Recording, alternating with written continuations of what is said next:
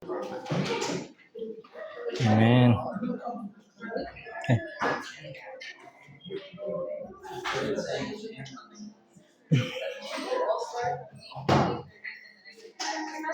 Oke, semua ready malam ini? Yeah.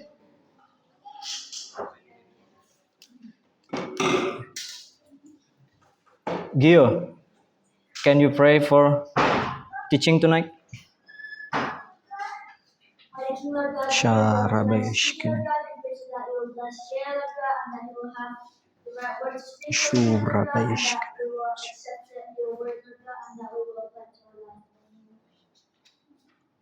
Amen. Oke, selamat malam Sagi. Yeah, good evening Sagi. Malam ini saya akan membagikan salah satu judul atau topik yang mau saya bagikan, yaitu tentang faithful, setia yang membawa dampak.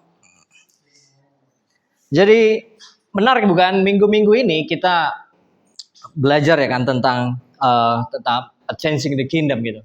Gimana memajukan kerajaan surga. Minggu lalu kita belajar tentang karunia, tentang roh, spirit, tentang perkataan hikmat. Dan dari semua itu yang saya lihat adalah ini adalah cara untuk memajukan kerajaan surga. Dan malam ini hal yang mau saya tunjukin adalah apa yang saya lihat di dalam faithful atau setia itu bisa menjadi dampak untuk kemajuan kerajaan surga. Teman-teman ready malam ini? Yeah, oke. Yang pertama, kita ke Amsal 20 ayat 6.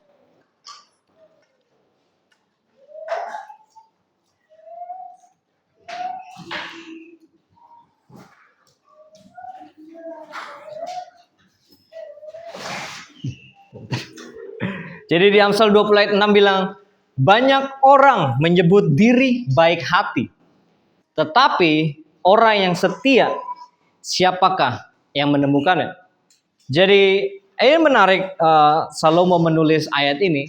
Di terjemahan lain, sebenarnya baik hati di sini bukan hanya baik atau plainly baik, tapi terjemahan lain ada bilang janji setia, atau orang yang menganggap dirinya itu setia. Tapi kerennya, habis itu dibilang, tetapi orang yang setia siapakah yang menemukannya? Jadi terjemahan lain juga bilang orang yang sungguh-sungguh setia gitu. Siapa sih yang nemuin orang itu?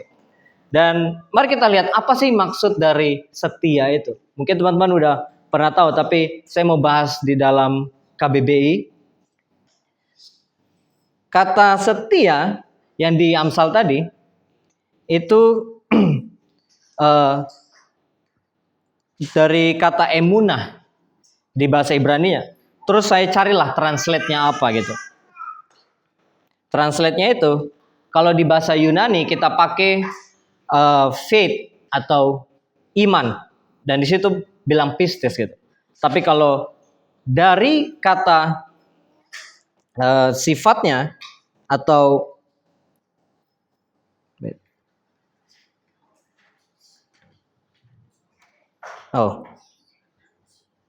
dari kata sifatnya itu sendiri itu pistos. Nah, kita lihat dari KBBI, setia itu yang artinya adalah berpegang teguh pada janji, pendirian, patuh atau taat. Nah, kita sering kan dengar kayak iman itu artinya faith iman gitu. Tapi yang mau saya tekankan di sini bukan hanya faith atau bukan hanya pistis saja, tapi faithfulnya atau di terjemahan Yunani itu pistos atau kata sifatnya, yang berarti itu seperti kayak karakter dari seseorang yang punya iman itu sendiri. Dan akar kata mereka tuh sama kok, dari kata pisteo, teman-teman. Dan dari sini saya mau tunjukin siapa sih orang yang setia, siapa sih orang yang memegang faith atau orang yang punya iman, tapi dia juga punya karakter sebagai orang yang setia. Kita lihat di sini. Di Roma 4 ayat 18. Pasti udah tahu lah ya siapa ini. Bapak Abraham.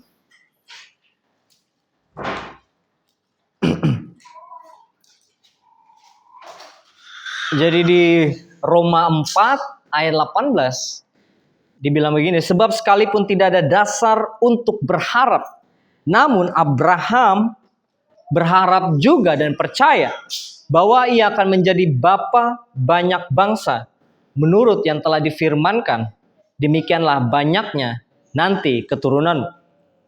Jadi kalau teman-teman lihat di sini ada kata percaya di sini juga, dari kata kalau diterjemahin ke bahasa Yunani itu nanti jadi kata pistis atau iman. Itu dia berharap, dia percaya dalam iman.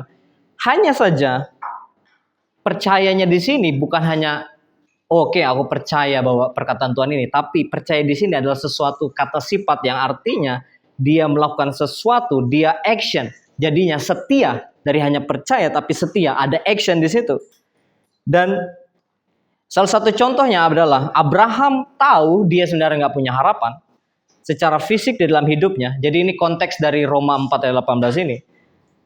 Jadi konteks ayat ini ngomong tentang kondisi dari Abraham saat itu. Dia belum mempunyai anak, tapi dia terus percaya, dan kepercayaan inilah yang bawa dia menjadi orang setia. Jadi mungkin teman-teman udah pernah baca Abraham ketika dia dikasih janji oleh Tuhan untuk menjadi bapa bagi bangsa-bangsa. Dan menariknya adalah ketika Abraham dikasih janji itu, dia sebenarnya belum mempunyai keturunan.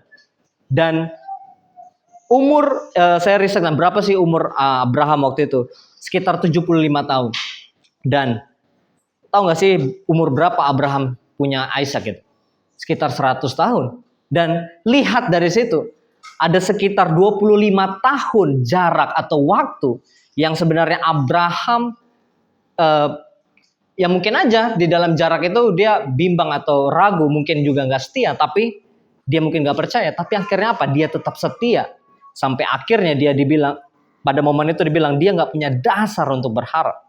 Jadi percaya itu membutuhkan action teman-teman untuk terus bisa jadi orang yang setia.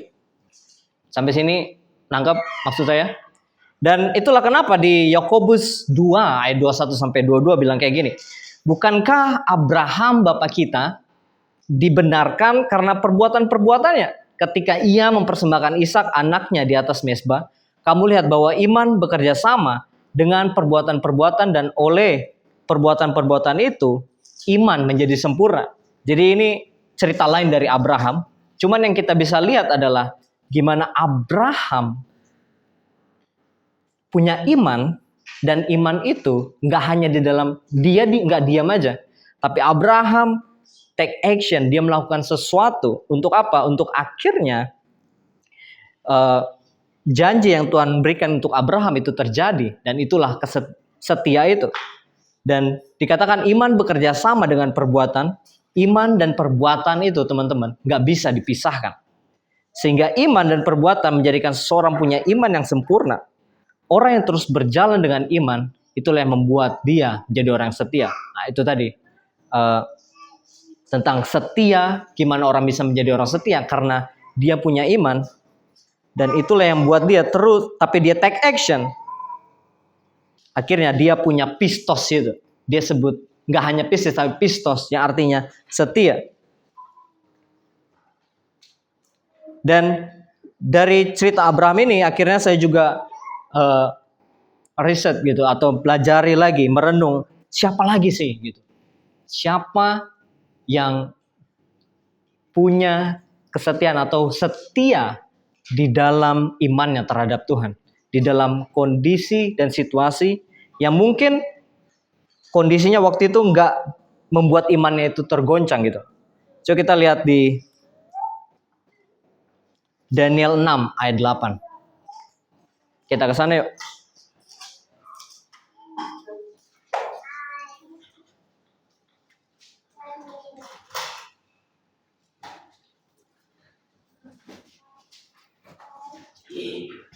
Jadi di sini ngomong tentang semua pejabat tinggi kerajaan ini, semua penguasa dan wakil raja, para menteri dan bupati telah mufakat supaya dikeluarkan kiranya suatu penetapan raja dan ditetapkan suatu larangan Agar barang siapa yang dalam 30 hari menyampaikan permohonan kepada salah satu dewa atau manusia, kecuali kepada Tuanku ya Raja, ia akan dilemparkan ke dalam gua singa.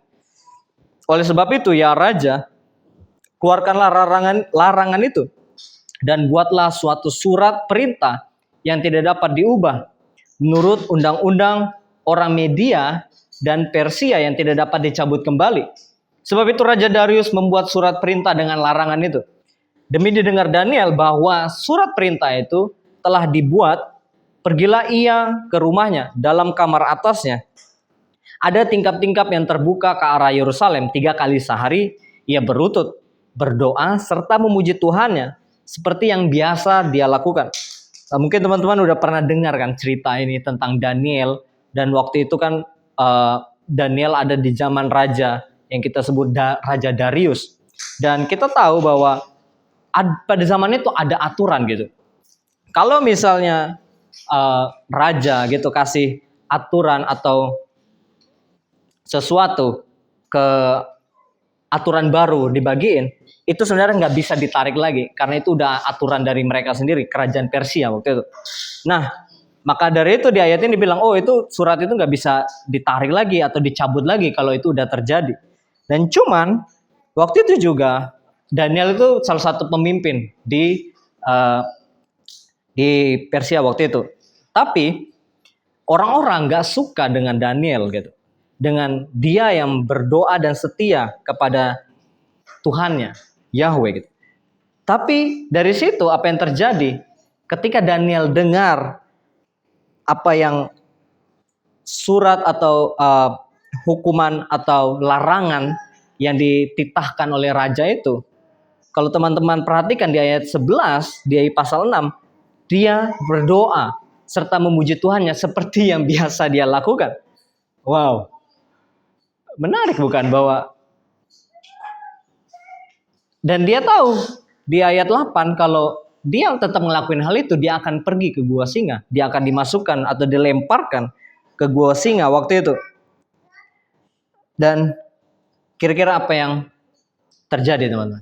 Pasti teman-teman udah tahu lah ya. Apa yang terjadi? Dia tetap ngelakuin apa yang dia larangan itu tetap dia lakukan. Dan akhirnya ketika dia masuk ke dalam gua singa itu, yang terjadi adalah dia tetap selamat sampai besok harinya. Dan yang membawa Raja Darius waktu itu mengatakan hal ini ke Daniel, kita ke ayat 27-nya. Jadi ini adalah dampak dari apa yang orang setia lakukan di dalam Tuhan. Dampak dari dia setia ngelakuin apa yang udah dia biasa lakuin, yaitu tetap berdoa, tetap praise the Lord, tetap memuji Tuhan. Bahkan walaupun kondisi waktu itu dia bisa aja mati gitu. Dan di sini dibilang bahwa bersama ini kuberikan perintah nih Raja Darius bahwa di seluruh kerajaan yang kukuasai orang harus takut dan gentar kepada Tuhannya Daniel. Sebab dialah Tuhan yang hidup, yang kekal untuk selama-lamanya. Pemerintahnya tidak akan binasa dan kekuasaannya tidak akan berakhir. Dia melepaskan dan menolong dan mengadakan tanda dan mujizat di langit dan di bumi. Dia yang telah melepaskan Daniel dari cengkaman singa-singa.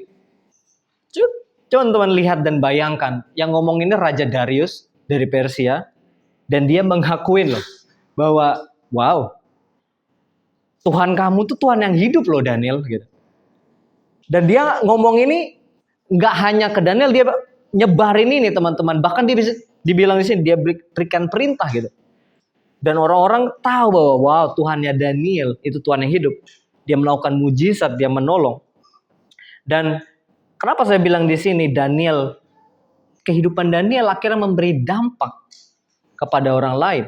Kehidupan yang setia, yang percaya, dan dia bisa selamat dari gua singa itu karena dia percaya dan dia setia sama Tuhan akan menolong dia gitu. Dan dampaknya adalah orang lain bisa tahu siapa itu Tuhannya Daniel. Dampaknya adalah orang bisa tahu, wow, Daniel punya Tuhan yang hidup. Dan orang-orang menjadi percaya teman-teman. Dan kita lihat lagi cerita yang lain. Raja Darius melihat dampak dari kesetiaan Daniel kepada Tuhan. Imannya Daniel nggak goyah dan terus bertahan. Orang lain melihat kuasa dan tanda dari Tuhan. Kita yang hidup melalui hidup kita. Di sini poinnya, orang lain melihat kuasa dan tanda dari Tuhan yang hidup melalui hidup kita. Akhirnya apa? Akhirnya berdampak menjadi keselamatan bagi orang lain. Siapa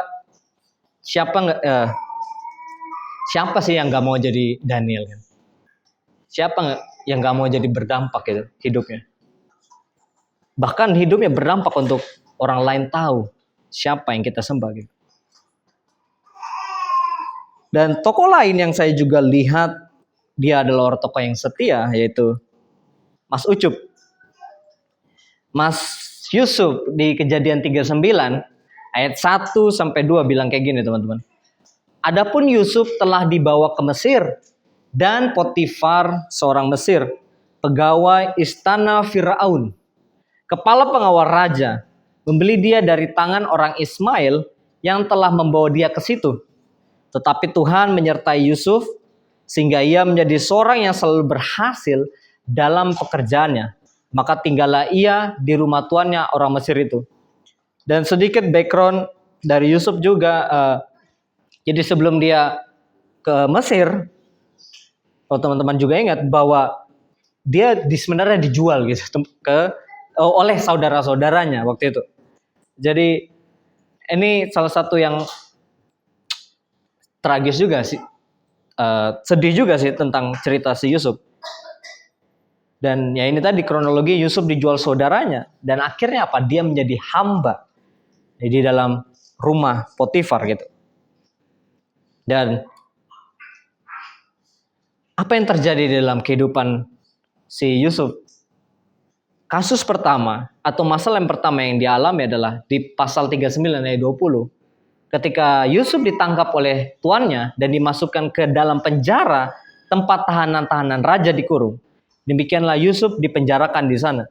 Jadi Yusuf ini udah dijual nih kan oleh saudaranya. Terus dia dibeli lagi. Terus dibawa ke Mesir. Dan di Mesir dia jadi hamba gitu ceritanya. Dan dari hamba jadi hamba, akhirnya dia dituduh oleh Tante Poti kan. Nah, akhirnya dituduh, dia akhirnya dimasukin lagi ke penjara. Sial betul Yusuf nih waktu itu. Memang Yusuf Ucup ini. Dan terus kasus yang kedua, cerita yang lain kedua adalah di pasal 40, di pasal selanjutnya, ayat 23. Tetapi Yusuf tidaklah diingat oleh kepala juru minuman itu, melainkan dilupakannya. Jadi, nah ini, dia udah di penjara, dia banyaklah yang dilakuin dia di penjara, dia bantu si juru minuman. Tapi akhirnya dia dilupain lagi. Wow. Udah dijual dalam penjara, akhirnya dilupain. Tapi dari beberapa hal yang dialami Yusuf yang saya bisa ambil adalah gak ada satupun saya lihat atau baca Yusuf tidak punya atau dia tidak mengeluh atas apa yang dia alami, sekalipun itu membuat dia menderita, teman-teman. Jadi no complaining adalah salah satu hal yang juga bisa kita ingat sebagai kalau kita mau terus setia di dalam hidup kita, di dalam Tuhan. Karena itulah yang Yusuf alami gitu. Itu yang Yusuf lakukan. Dia benar-benar hidup di dalam kebenaran yang dia percaya gitu. Dan di sini yang terjadi, teman-teman. Buah dari kesetiaan Yusuf. Di pasal 41 ayat 38, pasal selanjutnya, lalu berkatalah Firaun kepada para pegawainya, mungkinkah kita mendapat orang seperti ini? Firaun yang ngomong waktu itu, raja di Mesir. Seorang yang penuh dengan roh Tuhan. Kata Firaun kepada Yusuf, oleh karena Tuhan telah memberitahukan semuanya ini kepadamu, tidaklah ada orang yang demikian berakal budi dan bijaksana seperti engkau. Engkaulah menjadi kuasa atas istanaku, dan kepada perintahmu seluruh rakyatku akan taat. Hanya tahta inilah kelebihanku daripadamu. Dan jika kita hidup di dalam kesetiaan kita atau setia kita di dalam Tuhan dan kita terus percaya, dampak yang dihasilkan adalah orang lain pun merasakan, dan si Firaun itu merasakan bahwa wow. Jadi sedikit cerita kenapa si Firaun ini ngomong kayak gini. Oh, Yusuf itu punya roh Tuhan. Karena waktu itu ada zaman kelaparan kan, zaman itu gitu. Dan si Firaun pengen tahu nih apa artinya dia buat mimpi gitu. Apa yang terjadi gitu, apa yang akan terjadi untuk Mesir. Dan si Yusuf dia bisa interpretasi hal itu. Dan itulah kenapa dibilang, wow, Yusuf ini dia berakal budi, dia bijaksana perkataannya. Dan akhir dari situ Firaun juga tahu siapa Tuhannya Yusuf gitu. Firaun ngerti atau Firaun, wow, ini luar biasa gitu. Ada roh Tuhan di dalam hidup si Yusuf. Dan dari sini kita bisa lihat dari inilah buah atau dampak atau sesuatu yang kita dapatkan kalau kita terus berada di dalam setia di dalam Tuhan, karena orang lain bisa melihat hal itu. Kalau kita terus berjalan no complaining di dalam hidup kita, di dalam apa yang udah Tuhan kerjakan dalam hidup kita, dan kita berjalan aja untuk terus percaya, dan kita akan menjadi Yusuf baru gitu. Dan kita tadi udah lihat kan tentang beberapa orang yang setia. Kita lihat Abraham, kita lihat tentang cerita dari Yusuf, cerita dari Daniel. Dan terus saya cari juga apa sih sesuatu atau yang menyebabkan kita yang akhirnya mungkin udah setia di awal. Mungkin kita awalnya udah percaya, terus setia, berjalan terus. Tapi akhirnya ada momen bahwa kita akhirnya berbalik untuk gak setia lagi. Kita awalnya mungkin udah ikut plan A gitu, plannya Tuhan, apa yang mau Tuhan mau. Tapi karena ada kondisi di mana kita akhirnya berjalan di dalam plan B itu. Dan ini salah satu cerita atau contoh di mana orang ini adalah raja Yehuda waktu itu, tapi akhirnya karena ada sesuatu yang buat dia jadi gak setia. Di 2 Tawarik 15 ayat 8. Jadi ceritanya waktu itu Raja Asa. Raja Asa itu dia mendengarkan nubuatan seorang nabi yang namanya Nabi Azaria bin Oded. Ia menguatkan hatinya dan menyingkirkan dewa-dewa kejijikan dari seluruh tanah Yehuda dan Benjamin dan dari kota-kota yang direbutnya. Di pegunungan Efraim ia memperbarui mezbah Tuhan yang ada di depan balai bait suci Tuhan. Terus ia mengumpulkan seluruh Yehuda dan Benjamin dan orang-orang Efraim, Manasye dan Simeon yang tinggal di antara mereka sebagai orang asing. Sebab dari Israel banyak yang menyeberang memihak kepadanya ketika mereka melihat bahwa Tuhannya berserta dengan dia. Jadi sedikit cerita waktu itu Raja Asa berperang gitu, dan dia juga berperang melawan bangsa-bangsa lain. Dan di awal peperangannya atau di perang dia bersama orang Israel, orang Yehuda, waktu itu dia mengalami kemenangan gitu. Dan akhirnya setelah mengalami kemenangan itu dia terus setia. Tapi ada momen di mana Raja Asa akhirnya memutuskan untuk dia berbalik setia kepada Tuhan.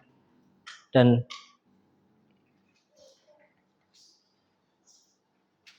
orang bisa lihat itu di dalam kehidupan Raja Asa. Tapi pada saat dia menjadi nggak setia, itulah problemnya, itulah masalahnya. Kenapa gitu? Jadi di pasal selanjutnya, waktu itu Raja Asa perang dengan Raja Israel gitu. Di ayat 1-nya, si Baesa. Dan Raja Asa dia meminta bantuan nih ke Raja Aram. Di 2 Tawarik 16 ayat 2 bilang, lalu Asa mengeluarkan emas dan perak dari pembendaharaan rumah Tuhan dan dari pembendaharaan rumah raja dan mengirimnya kepada Ben-Hadad raja Aram yang diam di Damsyik dengan pesan, ada perjanjian antara aku dan engkau, antara ayahku dan ayahmu. Ini ku kirim emas dan perak kepadamu.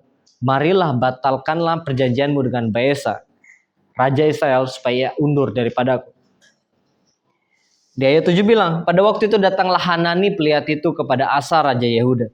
Katanya kepadanya, karena engkau bersandar kepada raja Aram dan tidak bersandar kepada Tuhan-Tuhan, oleh karena itu terluputlah tentara raja Aram dari tangan.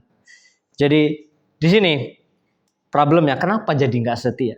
Masalah yang sering terjadi yang membuat seorang nggak setia adalah, yang pertama adalah tentang ketakutan itu sendiri. Adanya sifat ketakutan yang di dalam diri manusia, yang ketika sesuatu itu terjadi, ada sesuatu yang terjadi dan itu sangat real rasanya. Dan apa akibatnya? Rasa takut dan khawatir yang akhirnya nggak bisa berpikir apa yang benar dan mengambil cara lain. Kan kalau kita baca pasal 15 bahwa loh, Raja Asa perang gitu, terus menang, terus kok bisa dia akhirnya bersandar, dia terus bersandar sama Tuhan, terus akhirnya di momen tertentu akhirnya Raja Asa berubah jadi setia. Dan dari sini yang kita bisa lihat bahwa wow, hal ini terjadi juga sempat gitu dalam kehidupan saya. Saya sempat menyatakan kesetiaan saya waktu di momen Hosana, waktu itu mau lahiran, tapi akhirnya saya sempat berubah pikiran karena ada ketakutan yang sangat real di depan saya, ketakutan yang physically ada gitu. Tapi dari situ saya belajar bahwa wow, gak bisa nih, gak bisa dengan hanya hal itu saya berubah gitu. Dan akhirnya hal ini yang menyadarkan saya tentang kita gak bisa hanya dengan mengandalkan diri kita sendiri untuk menjadi merubah apa yang udah kita percaya sebelumnya gitu. Akhirnya kita nggak jadi orang yang setia di dalam Tuhan. Akhirnya dia yang awalnya menggantungkan dirinya atau menggantungkan hidupnya si Raja Asa itu di dalam Tuhan, tapi akhirnya dia bergantung di dalam manusia, di dalam flesh. Dia lebih percaya si Raja Aram bantu dia daripada Tuhan bantu dia untuk perang, untuk bisa menang perang melawan Raja Baesa gitu. Dan inilah teman-teman kita bisa lihat di sini bahwa ini bisa kita fokus kita bahwa masalah seperti ini atau kondisi sering terjadi kan, kondisi yang buat kita akhirnya nggak jadi setia, kondisi yang akhirnya membuat kita jadi berubah gitu, kondisi hati kita, kondisi pikiran kita, yang awal kita udah percaya banget, mungkin 100% lah kita bilang 200%, tapi akhirnya ada kondisi real yang buat kita, kayaknya, enggak nih gitu, kayaknya aku pakai plan B aja lah, plan A tuh terlalu sulit ya gitu, plan A terlalu aku nggak bisa gitu, plannya Tuhan terlalu sulit untuk aku, jadi plan B aja gitu. Dan ini sebenarnya nggak terjadi juga, nggak terjadi aja di Raja Asa. Dan sebenarnya murid Tuhan Yesus juga pernah ngalamin hal ini loh teman-teman. Jadi kalau teman-teman ingat, Petrus, hal yang sama yang dialami juga oleh murid Tuhan Yesus. Jadi waktu itu kalau kita ingat bahwa momen di Matius 26 ayat 33 ini, waktu itu Tuhan Yesus mau ditangkap gitu. Tapi Petrus bilang, biarpun mereka semua tergoncang imannya karena engkau, aku sekali-kali tidak. Terus Yesus bilang sama Petrus, aku berkata kepadamu, sesungguhnya malam ini sebelum ayam berkokok, engkau telah menyangkal aku 3 kali. Terus di ayat 35 bilang, kata Petrus kepadanya, sekalipun aku harus mati bersama-sama engkau, aku takkan menyangkal engkau. Semua murid yang lain pun berkata demikian juga. Kita tahu bahwa di Petrus sudah ikut Tuhan, bahkan dia di awal gitu, Tuhan Yesus. Di awal pemuridan, di awal dia menjadi murid. Dan kurang lebih Petrus ikut Yesus kurang lebih 3 tahun. Dan kita lihat di sini bahwa awalnya dia terus setia nih, setia. Tapi ada momen yang waktu itu akhirnya ada momen di mana dia merubah apa yang dia bilang ke Yesus. Di ayat 74 ada orang yang nanya dia sebenarnya. Oh kamu ini kan bareng sama itu kan Yesus itu di ayat 73-nya. Tapi di ayat 74 Petrus ngomong kayak gini. Maka mulailah Petrus mengutuk dan bersumpah. Aku tidak kenal orang itu. Dan pada saat itu berkokoklah ayam. Orang itu tuh maksudnya si Yesus itu. Maka teringatlah Petrus akan apa yang dikatakan Yesus kepadanya. Sebelum ayam berkokok, engkau telah menyangkal aku 3 kali. Lalu ia pergi keluar dan menangis dengan sedihnya, teman-teman. Dan wow, kita lihat bahwa waktu bukan menyebabkan orang bisa disebut setia juga. Yes, itu bisa. Tapi orang yang setia adalah orang yang benar-benar dia bisa fight untuk melewati kondisi atau momen sulit itu sekalipun. Dan di sini kita lihat momen di mana akhirnya Petrus dia menyangkal Tuhan 3 kali gitu. Dan akhirnya Petrus teringat gitu, loh, oh iya gitu. Ini yang Yesus bilang ya ke aku waktu itu. Akhirnya dia keluar dan menangis dengan sedihnya. Dan hal yang bisa kita lihat di sini adalah tentang Petrus awalnya setia, tapi karena dia takut dan dia masih memikirkan dirinya sendiri. Petrus masih fokus sama dirinya sendiri saat itu, saat momen ini ya. Dan itu yang sebenarnya mengakibatkan dia akhirnya dia nggak jadi orang yang setia saat itu. Dia nggak jadi berdampak saat itu.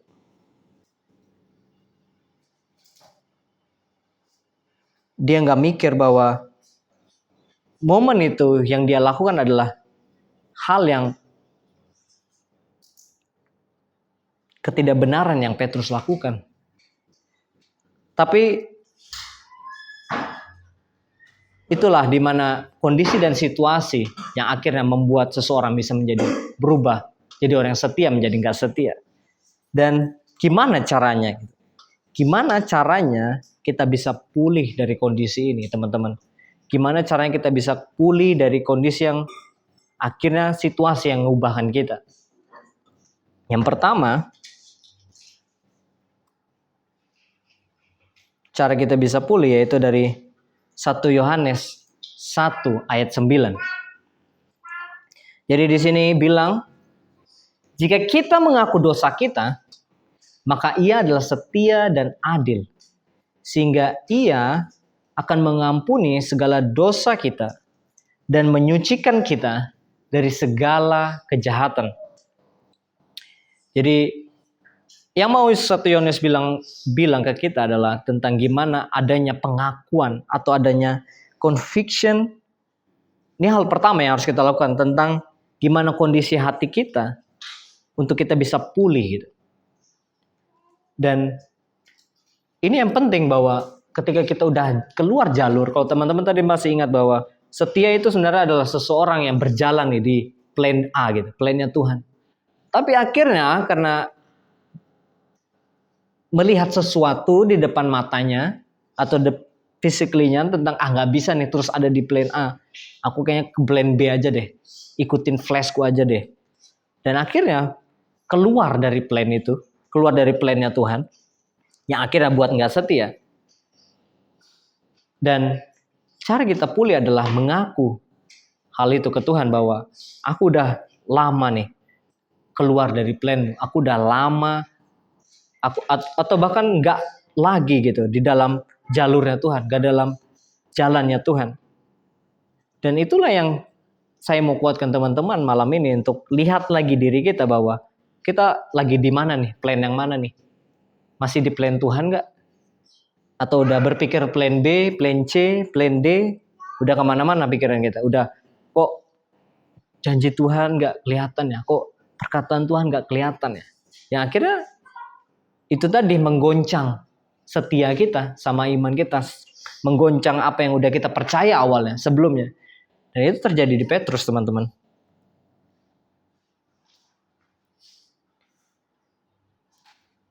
Dan ya salah satunya juga di Lukas 22 ayat 61, 62. Ini sebenarnya ngulangin dari apa yang di Matius tadi, bahwa Tuhan berpaling memandang Petrus, maka teringatlah Petrus bahwa Tuhan telah berkata kepadanya, sebelum ayam berkokok, pada hari ini engkau telah 3 kali menyangkal aku. Lalu ia pergi keluar dan menangis dengan sedihnya.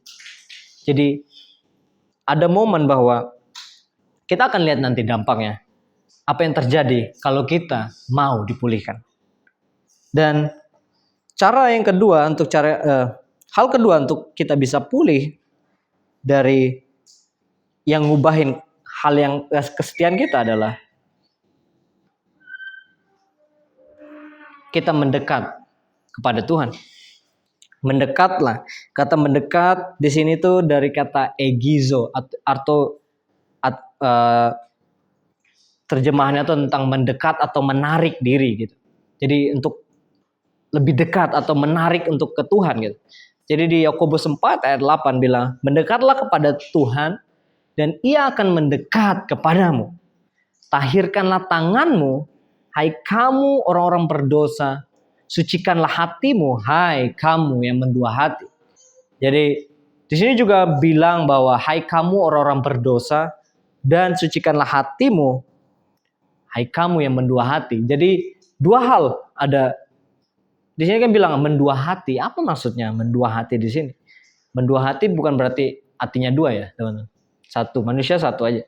Tapi ada seperti dua pikiran. Ada dua pikiran yang satu mungkin memikirkan tentang jalan Tuhan. Yang satu mikirkan tentang kalau aku ikut jalan Tuhan, apa yang terjadi? Malah yang terjadi adalah ikut jalan B atau jalannya manusia. Dan di sini Yakobus benar-benar jelas ketika dia pakai kata egizo ini, mendekatlah ini, dia sebenarnya mau bilang menarik gitu, tarik lagi ke Tuhan lagi, mendekatkan dirimu. Dan itulah cara kita untuk berbalik dari kita yang mungkin ada yang nggak setia di tempat ini, tapi Tuhan tetap mau gitu. Kita mendekat lagi sama Tuhan. Dan Tuhan akan sucikan hati dan pikiran kita. Contohnya aja di 1 Tawarik 33. Salah satu cerita, kalau teman-teman ingat, ada namanya Raja Manasye. Jadi di kehidupan awal Alkitab nulis tentang Raja Manasye, itu sebenarnya buruk banget gitu kehidupan. Dia menyembah berhala, dia ngikutin tentang Baal, dewa-dewa Asyoret, bahkan dia mempersembahkan anaknya. Teman-teman bisa baca lagi di 2 Tawarik 33. Tapi intinya dari hal itu apa yang terjadi? Akhirnya cerita yang menarik adalah Raja Manasye ini dia bertobat loh teman-teman. Di dalam kondisi terdesak, ia berusaha melunakkan hati Tuhan.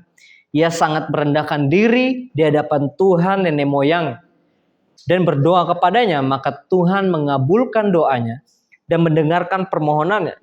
Ia membawa kembali ke Yerusalem dan memulihkan kedudukannya sebagai raja. Dan Manasye mengakui bahwa Tuhan itu Tuhan. Bayangkan, Manasye yang awalnya dia nyembah berhala di awal kehidupannya, dan akhirnya dia bilang Tuhan itu Tuhan. Dan ada satu poin juga di sini yang mau saya bagikan adalah tentang ketika kita mau mendekat sama Tuhan, hal yang pertama tadi kita harus punya hati gitu. Conviction, keyakinan. Dan kedua adalah kerendahan hati, itu sangat penting. Kerendahan hati untuk mau lagi ikut jalannya Tuhan, mau lagi hidup berjalan sama apa yang sudah Tuhan bilang dalam hidup kita. setia sama janjinya Tuhan. Balik lagi, ingat lagi kesetiaan itu, ingat lagi janji-janji Tuhan yang udah Tuhan bilang. Dan itulah yang terjadi untuk kita kalau kita mau pulih. Dan apa dampaknya? Kalau kalian tadi ingat Petrus yang awalnya menyangkal Yesus, tapi kita lihat di Kisah Rasul apa yang Petrus lakukan. Kisah Rasul 2 ayat 38 sampai 41. Jawab Petrus kepada mereka, "Bertobatlah dan hendaklah kamu masing-masing memberi dirimu dibaptis dalam nama Yesus untuk pengampunan dosamu, maka kamu akan menerima karunia Roh Kudus.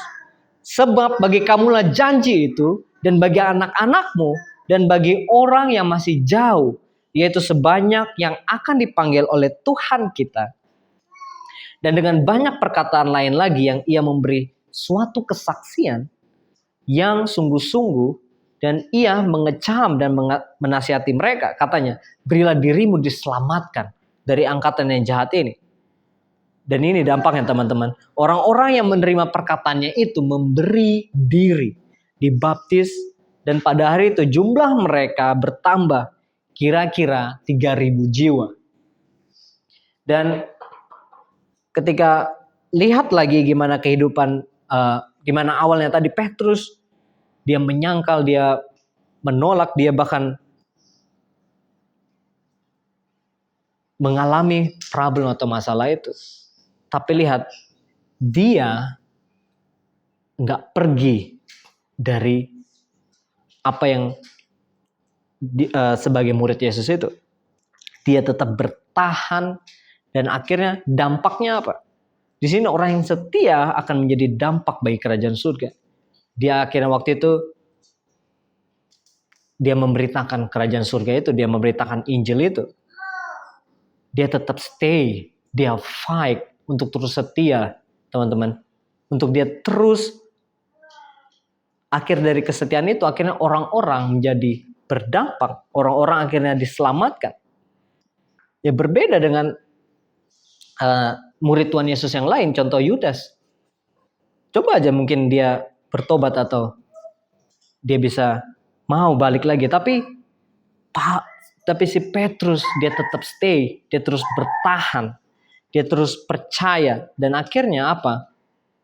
Dia diberikan kuasa dan menerima Roh Kudus itu, dan akhirnya dia juga menguatkan orang-orang lain,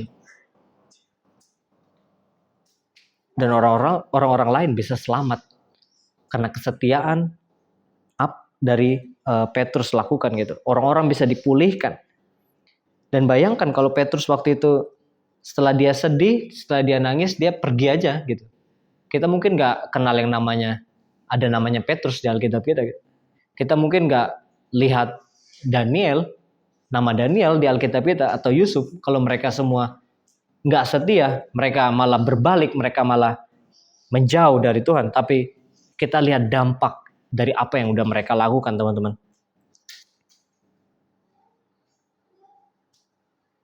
Dan dampak lain adalah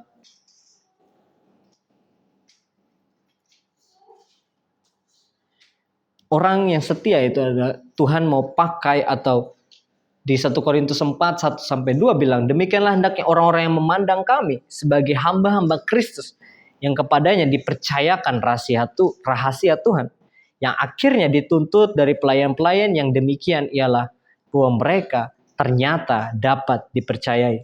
Salah satu hal yang terjadi atau dampak kalau kita terus setia di dalam iman kita dalam Tuhan adalah kita dapat dipercaya oleh orang-orang lain gitu. Kita dapat dipercaya untuk kita memberikan kabar, kita menjadi pelayan, kita menjadi melayani orang-orang di tempat ini, bahkan di luar sana gitu. Dan ini adalah bukti bahwa ketika kita terus setia, kita akan dipakai Tuhan lebih lagi. Dan itulah kenapa di Matius 25 ayat 21 bilang kayak gini, "Maka kata tuannya itu kepadanya, baik sekali perbuatanmu itu, hai hambaku yang baik dan setia." Engkau telah setia dalam perkara kecil. Aku akan memberikan kepadamu tanggung jawab dalam perkara yang besar. Masuklah dan turutlah dalam kebahagiaan Tuhan. Jadi salah satu hal dampak yang terjadi tadi adalah gimana akhirnya kesetiaan yang Petrus lakukan adalah dia tetap bertahan dan dia akhirnya berdampak bagi orang lain. Yang kedua adalah kita dapat dipercayai karena kita terus setia sama pekerjaan Tuhan. Kita terus setia sama setiap hal yang Tuhan mau kerjakan dalam hidup kita. Dipercaya di dalam tanggung jawab kita sebagai pelayan Kristus gitu. Dan itulah penting bagi kita untuk kita terus melakukan apa yang benar untuk Tuhan. Dan dari semua hal itu artinya setiaan atau orang yang setia itu bukan hanya aku setia kok gitu. Tapi orang yang setia artinya orang yang terus percaya dan take action untuk melakukan apa yang benar. Dan itulah yang buat kita atau orang bisa lihat, bukan orang bisa lihatnya tapi orang tahu atau Tuhan tahu bahwa orang ini adalah orang yang setia gitu di dalam Tuhan. Orang ini ngelakuin apa yang benar, orang ini bisa dipercayai di dalam Tuhan, di dalam pelayanan gitu. Dan itulah yang bisa bantu akhirnya kita hidup seperti Petrus juga berdampak. Bahkan Daniel, kita hidup seperti Daniel. Orang lain bisa lihat, kita punya Tuhan yang hidup dalam hidup kita, teman-teman. Menarik bukan hal itu kalau ada di hidup kita?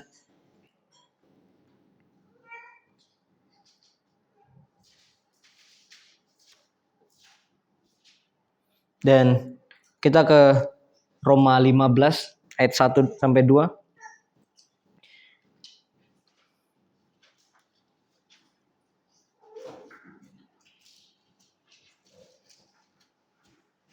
Jadi di Roma 15 bilang kayak gini. Kita yang kuat wajib menanggung kelemahan yang tidak kuat. Jangan kita mencari kesenangan kita sendiri. Setiap orang di antara kita harus mencari kesenangan sesama kita demi kebaikan untuk membangunnya. Jadi kita yang kuat atau kita yang udah setia terus di dalam perjalanan kita dalam Tuhan, kita harus menguatkan orang yang belum setia atau bahkan orang yang masih butuh kita kuatkan gitu. Orang yang kita kuatkan juga harus punya kerendahan hati untuk mau dikuatkan. Karena itulah gimana kita bisa membangun satu sama lain gitu. Gimana kita bisa menguatkan satu sama lain. Karena Tuhan nggak mencari orang yang benar-benar berbakat atau talented. Tuhan nggak mencari orang yang benar-benar terkenal. Tapi apa yang mau Tuhan lihat adalah adanya kesetiaan di dalam setiap pekerjaan Tuhan dalam kehidupan kita. Kita bisa lihat dari gimana Abraham menanti. Dia setia menanti di dalam kehidupannya, anak untuk keturunannya. Daniel juga setia di dalam ancaman atau bahkan tekanan yang dia alami di dalam Persia waktu itu. Yusuf tetap setia di dalam penderitaan yang dialami. Dia no complain. Bahkan Petrus, dia mau dipulihkan dari kegagalannya. Dari awalnya dia menyangkal Yesus. Tapi akhirnya apa? Dia berdampak. Dia berdampak untuk orang lain bisa dipulihkan. Orang lain bisa diselamatkan. Dan hari ini, saya mau ajak teman-teman bahwa selama kita mau balik lagi ke Tuhan, kembali lagi ke Tuhan, punya keyakinan untuk balik lagi ke Tuhan,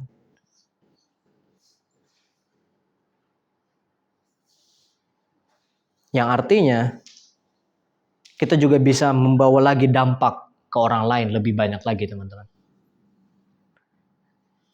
Dan balik lagi bahwa kita harus menguatkan orang-orang yang sudah kuat, orang-orang yang sudah setia, menguatkan orang-orang yang bahkan goyah sekarang.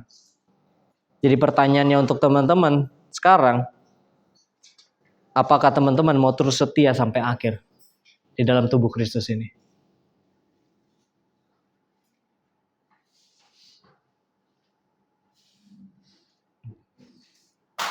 Amin. Oke, mari kita berdoa. Tuhan, kami mengucap syukur untuk kasih setiamu Tuhan hari ini. Kami ucap syukur untuk penyertaan-Mu. Kami ucap syukur untuk setiap